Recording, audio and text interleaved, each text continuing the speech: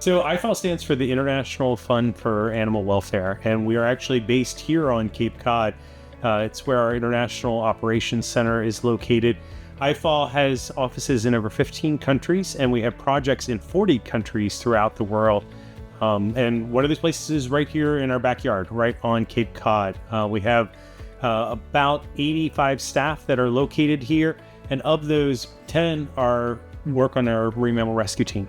IFAW has been around for over 50 years. First came to the Cape in about the 80s, and we have a long history on Cape Cod. While we think globally, we act locally. The program that I direct, the Marine Mammal Rescue Team, we have the federal stranding agreement that gives us the permission to respond to all live and dead marine mammals. So marine mammals such as seals, dolphins, large whales in this area. And so that work is twofold. One, see what is affecting these animals, because these animals are an incredible way for us to get an indicator on the ecosystem, how the ecosystem is faring in this area, their habitat, basically. But also, it's a great chance to provide welfare for these animals, especially when live animals strand. We can be out there, we can provide veterinary care, immediate rescue care to these animals when they need it the most. And in the process, not only help the individual, but learn from that and use that information to affect conservation change.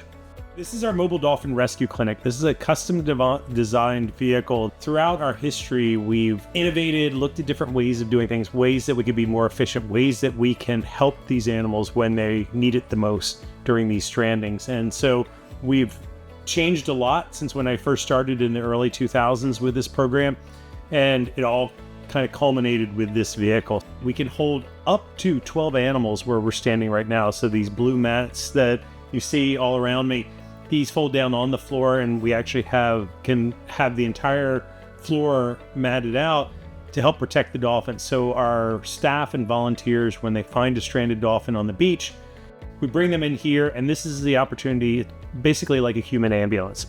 It allows us to do a health assessment on each dolphin, look at their breathing, look at their heart rate, take a small blood sample so we can analyze it, all while we're heading to a release site. Where these dolphins strand, we can't release them where they strand because it's a maze of mud flats and sandbars, and they would re-strand. So what we do is we actually transport them a short distance to beaches such as Herring Cove in Provincetown, where there's good deep water access, giving these animals the best chance to survive. People don't realize it, but Cape Cod is actually the busiest place in the world for dolphin strandings. And part of it is our geography. We're that sandy hook that sticks out into the ocean. We have a high tide cycle, tide flux between low tide and high tide. We have good proximity to good habitat for dolphins, good food resource of fish in the area. These are all factors that come together to create a stranding hot spot. In a typical year, over 25% of the dolphins that strand in the United States strand here on Cape Cod. Last year changed all that. Last year was like nothing we had ever seen before. And it really started on June 28th of 2024 with a dolphin stranding that ended up being the largest in U.S. history. So 146 Atlantic white-sided dolphins stranded together in Wellfleet. But what we didn't realize at the time was that kind of set us on a course for the next 6 months, other animals stranding. And so by the end of the year, our numbers had gotten quite high. In a typical year, we will respond to about 57 live dolphins in a year. Last year, we had 376. So almost a 6-fold increase in what a normal year would be. We do use volunteers. We have about 260 trained volunteers spread throughout Cape Cod.